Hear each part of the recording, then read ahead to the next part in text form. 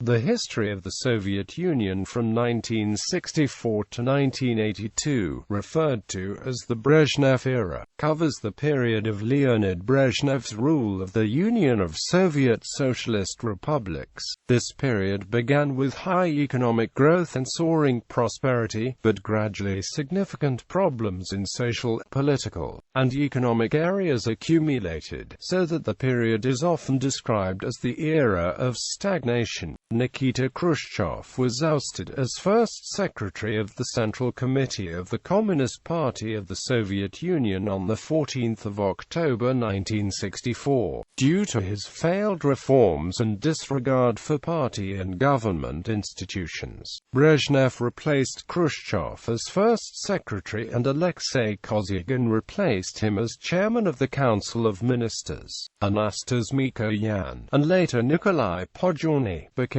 chairman of the Presidium of the Supreme Soviet, together with Andrei Kirilenko as organizational secretary and Mikhail Suslov as chief ideologue. They made up a reinvigorated collective leadership, which contrasted in form with the autocracy that characterized Khrushchev's rule. The collective leadership first set out to stabilize the Soviet Union and calm Soviet society, a task which they were able to accomplish. In addition, they attempted to speed up economic growth, which had slowed considerably during Khrushchev's last years as ruler. In 1965, Kosygin initiated several reforms to decentralize the Soviet economy. After initial success in creating economic growth, hardliners within the party halted the reforms, fearing that they would weaken the party's prestige and power. No other radical economic reforms were carried out during the Brezhnev era, and economic growth began to stagnate in the early to mid-1970s. By Brezhnev's death in 1982, Soviet economic growth had, according to several historians, nearly come to a standstill. The stabilisation policy brought about after Khrushchev's removal established a ruling gerontocracy, and political corruption became a normal phenomenon. Brezhnev, however, never initiated any large-scale anti-corruption campaigns. Due to the large military build-up of the 1960s, the Soviet Union was able to consolidate itself as a superpower during Brezhnev's rule. The era ended with Brezhnev's death on 10 November 1982. Politics. Collectivity of leadership. After a prolonged power struggle, Khrushchev was finally ousted from his post as first secretary in October 1964, charged with the failure of his reforms, his obsessive reorganizations of the party and government apparatus, his disregard for party and government institutions, and his one-man domineering leadership style. The Presidium, the Central Committee and other important party government bodies had grown tired of Khrushchev's repeated violations of established party principles. The Soviet leadership also believed that his individualistic leadership style ran contrary to the ideal collective leadership. Leonid Brezhnev and Alexei Kosygin succeeded Khrushchev in his posts as first secretary and premier respectively, and Mikhail Suslov, Andrei Kirilenko, and Anastasia were also given prominence in the new leadership. Together they formed a functional collective leadership. The collective leadership was, in its early stages, usually referred to as the Brezhnev-Kosygin leadership, and the pair began the respective periods in office on a relatively equal footing. After Kosygin initiated the economic reform of 1965, however, his prestige within the Soviet leadership withered and his subsequent loss of power strengthened Brezhnev's position within the Soviet hierarchy. Kosygin's influence was further weakened when Podgorny took his post as the second most powerful figure in the Soviet Union. Brezhnev conspired to oust Podgorny from the collective leadership as early as 1970. The reason was simple. Brezhnev was third, while Podgorny was first in the ranking of Soviet diplomatic protocol. Podgorny's removal would have made Brezhnev head of state, and his political power would have increased significantly. For much of the period, however, Brezhnev was unable to have Podgorny removed, because he could not count on enough votes in the Politburo, since the removal of Podgorny would have meant weakening of the power and the prestige of the collective leadership itself. Indeed, Podgorny continued to acquire greater power as the head of state throughout the early 1970s, due to Brezhnev's liberal stance on Yugoslavia and his disarmament talks with some Western powers, policies which many Soviet officials saw as contrary to common communist principles. This did not remain the case, however. Brezhnev strengthened his position considerably during the early to mid-1970s within the party leadership and by a further weakening of the Kosygin faction. By 1977 he had enough support in the Politburo to oust Podgorny from office and active politics in general. Podgorny's eventual removal in 1977 had the effect of reducing Kosygin's role in day-to-day management of government activities by strengthening the powers of the government apparatus led by Brezhnev. After Podgorny's removal, rumors started circulating Soviet society that Kosygin was about to retire due to his deteriorating health condition. Nikolai Tikhonov, a first deputy chairman of the Council of Ministers under Kosygin, succeeded the later as premier in 1980. Podgorny's fall was not seen as the end of the collective leadership, and Suslov continued to write several ideological documents about it. In 1978, 1 year after Podgorny's retirement, Suslov made several references to the collective leadership in his ideological works. It was around this time that Kirilenko's power and prestige within the Soviet leadership started to wane. Indeed, towards the end of the period, Brezhnev was regarded as too old to simultaneously exercise all of the functions of head of state by his colleagues. With this in mind, the Supreme Soviet, on Brezhnev's orders, established the new post of First Deputy Chairman of the Presidium of the Supreme Soviet, a post akin to a Vice President. The Supreme Soviet unanimously approved Vasily Kuznetsov, at the age of 76, to be First Deputy Chairman of the Presidium in late 1977. As Brezhnev's health worsened, the collective leadership took an even more important role in everyday decision-making. For this reason, Brezhnev's death did not alter the balance of power in any radical fashion, and Yuri Andropov and Konstantin Chernenko were obliged by protocol to rule the country in the same fashion as Brezhnev left it. Assassination attempt. Viktor Ilyin, a disenfranchised Soviet soldier, attempted to assassinate Brezhnev on the 22nd of January 1969 by firing shots at a motorcade carrying Brezhnev through Moscow. Though Brezhnev was unhurt, the shots killed a driver and lightly injured several celebrated cosmonauts of the Soviet space program who were also traveling in the motorcade. Brezhnev's attacker was captured and interrogated personally by Andropov, then KGB chairman and future Soviet leader. Ilyin was not given the death penalty because his desire to kill Brezhnev was considered so absurd that he was sent to the Kazan mental asylum instead for treatment. Defense policy. The Soviet Union launched a large military build-up in 1965 by expanding both nuclear and conventional arsenals. The Soviet leadership believed a strong military would be useful leverage in negotiating with foreign powers, and increase the Eastern Bloc's security from attacks. In the 1970s, the Soviet leadership concluded that a war with the capitalist countries might not necessarily become nuclear, and therefore they initiated a rapid expansion of the country's conventional forces, due to the country's weaker infrastructure compared to the the United States. The Soviet leadership believed that the only way to beat the First World was by a rapid military conquest of Western Europe. Relying on sheer numbers alone, the Soviet Union achieved nuclear parity with the United States by the early 1970s, after which the country consolidated itself as a superpower. The apparent success of the military build-up led the Soviet leadership to believe that the military, and the military alone, according to Willard Frank, bought the Soviet Union security and influence. Brezhnev had, according to some of his closest advisors, been concerned for a very long time about the growing military expenditure in the 1960s.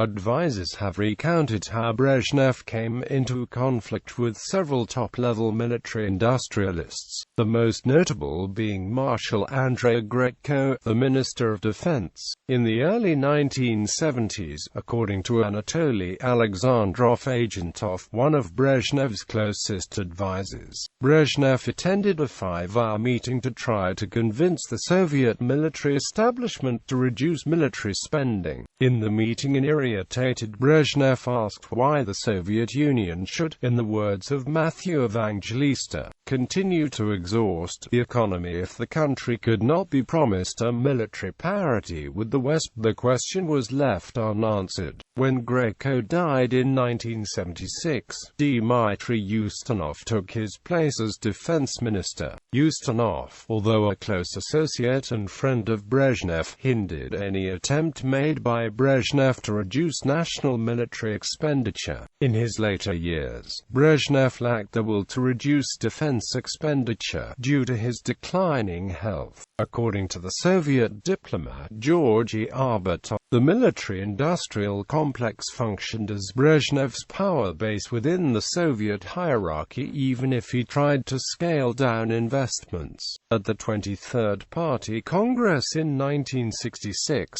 Brezhnev told the delegates that the Soviet military had reached a level fully sufficient to defend the country. The Soviet Union reached ICBM parity with the United States that year. In early 1977, Brezhnev told the world that the Soviet Union did not seek to become superior to the United States in nuclear weapons, nor to be militarily superior in any sense of the word. In the later years of Brezhnev's reign, it became official defense policy to only invest enough to maintain military deterrence, and by the 1980s, Soviet defense officials were told again that investment would not exceed the level to retain national security. In his last meeting with Soviet military leaders in October 1982, Brezhnev stressed the importance of not over-investing in the Soviet military sector. This policy was retained during the rules of Andropov, Konstantin Chernenko and Mikhail Gorbachev. He also said that the time was opportune to increase the readiness of the armed forces even further. At the anniversary of the 1917 revolution a few weeks later, Western observers noted that the annual military parade featured only 2 new weapons and most of the equipment displayed was obsolete. 2 days before his death, Brezhnev stated that any aggression against the Soviet Union would result in a crushing retaliatory blow.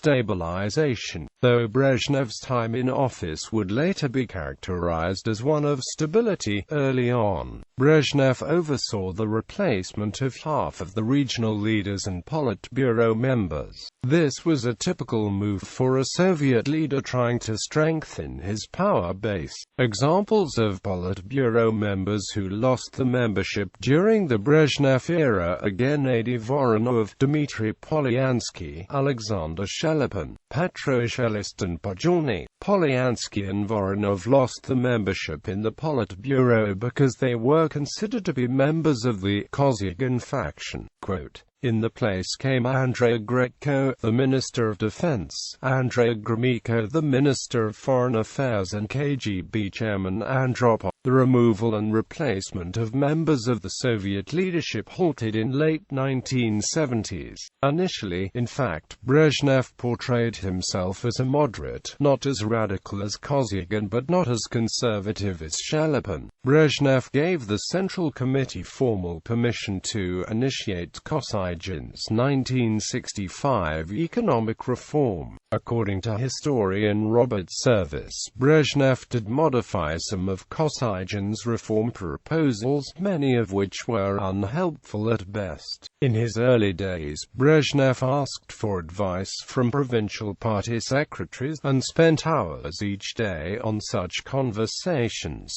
During the March 1965 Central Committee plenum, Brezhnev took control of Soviet agriculture, another hint that he opposed Kosygin's reform program. Brezhnev believed, in contrast to Khrushchev, that rather than wholesale reorganization, the key to increasing agricultural output was making the existing system work more efficiently. In the late 1960s, Brezhnev talked of the need to renew the party cadres, but according to Robert Service, his self-interest discouraged him from putting an end to the immobilism he detected. He did not want to risk alienating lower-level officialdom. The Politburo saw the policy of stabilization as the only way to avoid returning to Joseph Stalin's purges and Khrushchev's reorganization of party government institutions. Members acted in optimism, and believed a policy of stabilization would prove to the world, according to Robert Service, the superiority of communism. The Soviet leadership was not entirely opposed to reform, even if the reform movement had been weakened in the aftermath of the Prague Spring in the Czechoslovakia. The result was a period of overt stabilization at the heart of government, a policy which also had the effect of reducing cultural freedom. Several dissidents samizdads were shut down. Gerontocracy. After the reshuffling process of the Politburo ended in the mid to late 1970s, the Soviet leadership evolved into a gerontocracy, a form of rule in which the rulers are significantly older than most of the adult population. The Brezhnev Generation, the people who lived and worked during the Brezhnev era, owed the rise to prominence to Joseph Stalin's Great Purge in the late 1930s. In the Purge, Stalin ordered the execution or exile of nearly all Soviet bureaucrats over the age of 35, thereby opening up posts and offices for a younger generation of Soviets. This generation would rule the country from the aftermath of Stalin's purge up to Mikhail Gorbachev's rise to power in 1985. The majority of these appointees were of either peasant or working-class origin. Mikhail Suslov, Alexei Kosygin, and Brezhnev are prime examples of men appointed in the aftermath of Stalin's Great Purge. The average age of the Politburo's members was 58 years in 1961, and 71 in 1981. A similar graying also took place in the Central Committee, the median age rising from 53 in 1961 to 62 in 1981, with the proportion of members older than 65 increasing from 3% in 1961 to 39% in 1981. The difference in the median age between Politburo and Central Committee members can be explained by the fact that the Central Committee was consistently enlarged during Brezhnev's leadership. This made it possible to appoint new and younger members to the Central Committee without retiring some of its oldest members. Of the 319-member Central Committee in 1981, 130 were younger than 30 when Stalin died in 1953. Young politicians, such as Fyodor Kulakov and Grigory Romanov, were seen as potential successors to Brezhnev, but none of them came close. For example, Kulakov, one of the youngest members in the Politburo, was ranked 7th in the prestige order voted by the Supreme Soviet, far behind such notables as Kosygin, Podgorny, Suslov, and Kirilenko. As Edwin Bacon and Mark Sandel note in the book, Brezhnev Reconsidered, the Soviet leadership at Brezhnev's deathbed had evolved into a gerontocracy increasingly lacking of physical and intellectual vigor. New constitution. During the era, Brezhnev was also the chairman of the Constitutional Commission of the Supreme Soviet, which worked for the creation of a new constitution. The commission had 97 members, with Konstantin Chernenko among the more prominent. Brezhnev was not driven by a wish to leave a mark on history, but rather to even further weaken Premier Alexei Kosygin's prestige. The formulation of the constitution kept with Brezhnev's political style and was neither anti-Stalinist nor neo-Stalinist, but stuck to a middle path following most of the same principles and ideas as the previous constitutions. The most notable difference was that it codified the developmental changes which the Soviet Union had passed through since the formulation of the 1936 constitution. It described the Soviet Union, for example, as an advanced industrial society. In this sense, the resulting document can be seen as proof of the achievements as well as the limits of de-Stalinization. It enhanced the status of the individual in all matters of life, while at the same time solidifying the party's hold on power. During the drafting process, a debate within the Soviet leadership took place between the two factions on whether to call Soviet law state law or constitutional law. Those who supported the thesis of state law believed that the constitution was of low importance, and that it could be changed whenever the socio-economic system changed. Those who supported constitutional law believed that the constitution should conceptualize and incorporate some of the party's future ideological goals. They also wanted to include information on the status of the Soviet citizen, which had changed drastically in the post-Stalin years. Constitutional thought prevailed to an extent, and the 1977 Soviet constitution had a greater effect on conceptualizing the Soviet system. In his later years, Brezhnev developed his own cult of personality, and awarded himself the highest military decoration of the Soviet Union. The media extolled Brezhnev as a dynamic leader and intellectual colossus.